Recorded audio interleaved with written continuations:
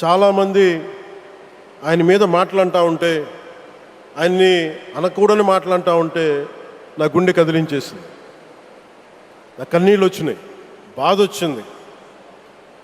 దేశం కోసం కష్టపడే వారికి ఇవా చివరికి మనం ఇచ్చేదే. కొత్త తరానికి ఏం తెలుసు? ఆయన పడ్డ కష్టం. ఒక్కరోజు కూడా సెలవు తీసుకోలేదు మన ప్రధానమంత్రి గారు. ఈరోజు పెట్టుబడులు వస్తున్నాయి మనకి, ఒక్కరోజు కూడా సెలవు తీసుకోలేదు.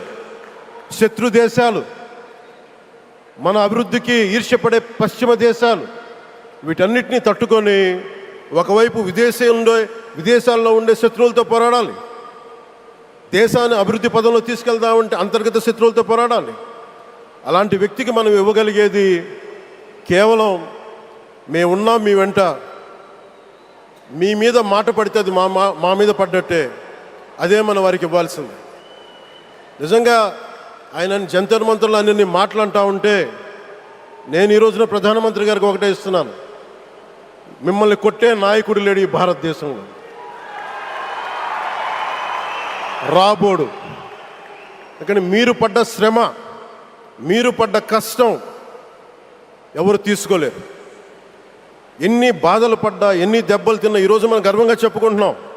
మన ఉత్తరాంధ్రకి ఎయిర్పోర్ట్లు వచ్చినాయి, ఇన్ని లక్షల పెట్టుబడులు వచ్చింది ఆంధ్రప్రదేశ్కి.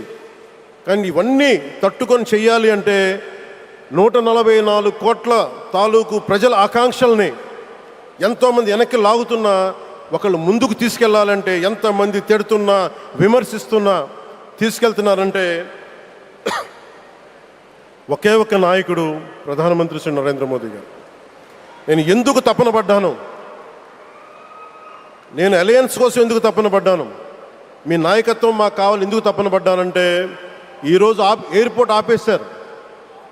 ఒక చిన్నపాటి ఎర్ర బస్సు కూడా రాని చోట ఎయిర్పోర్ట్ అవసరం లేదన్న వ్యక్తులకి సమాధానం ఇదే. ఇన్ని వేల మందికి ఇన్ని వేల కోట్ల పెట్టుబడి వచ్చింది అంటే ఆశీస్సులు కావాలంటే, దేశం కోసం నిలబడే నాయకుడికి మన అండగా ఉంటే ఏం జరుగుద్దంటానికే ఈ భోగాపురం ఎయిర్పోర్ట్ ఈరోజు ప్రారంభోత్సవం నిలువెత్తు నిదర్శనం. ముఖ్యంగా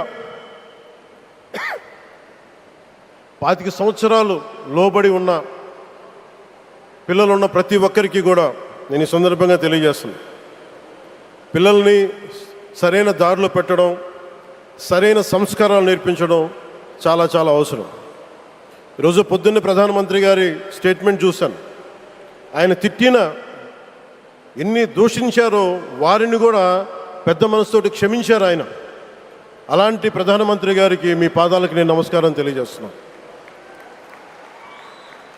నిజంగా మీ ఉన్నతి, మీ ఔన్నత్యం ఈరోజు చాలా చాలా స్ఫూర్తిదాయకం.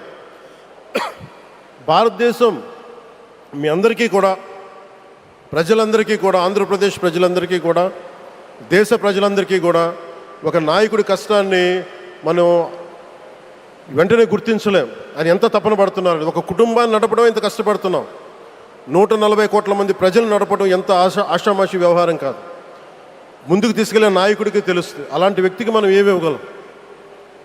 దేశాన్ని నడిపించడం అంటే రామకార్యం లాంటిది.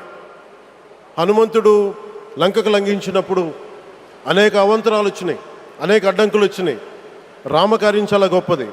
అలాగే ఈరోజు ప్రధానమంత్రి గారు దేశాన్ని ముందుకు నడిపించేది బృహత్కార్యం, చాలా మహాకార్యం అది. అలాంటి వ్యక్తికి మనం ఇవ్వగలిగేది, హనుమంతుడికి మనం ఏమి ఇవ్వగలం? నువ్వెంత గొప్పగా లంఘించావు, ఎంత కష్టపడ్డావు. ఏ దేవతకైనా ఇవ్వాల్సిన స్తుతే. వాళ్ళు మన నుంచి ఏమి కోరుకోరు. ఒక తల్లిదండ్రులకి మనం ఏం కోరుకోరు, అమ్మ నువ్వు మా కోసం కష్టపడ్డావు, నాన్న నువ్వు మా కోసం కష్టపడ్డావు అని. అలాగే ఈ దేశ ప్రధానికి, సెలవు తీసుకోకుండా పనిచేస్తున్న ఈ దేశ ప్రధానికి మనం ఇవ్వగలిగేది, మీరు మా కోసం ఎంత కష్టపడ్డారు, మీరు మా కోసం నిరంతరం ఎంత శ్రమ తీసుకున్నారని చెప్పడమే మనందరి కర్తవ్యం.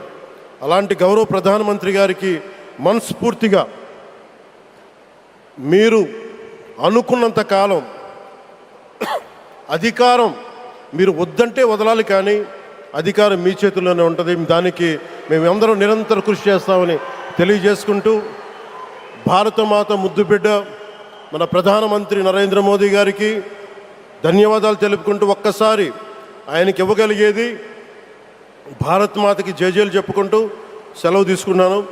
భారత్ మాతాకి. గౌరవ ప్రధానమంత్రి గారికి మరోమారు ధన్యవాదాలు తెలుపుకుంటూ మీ ఆశీస్సులు మా అందరికీ కావాలి, రాష్ట్రానికి కావాలని తెలియజేసుకుని సెలవు తీసుకున్నాను. జై భారత్ అండ్ జై హింద్.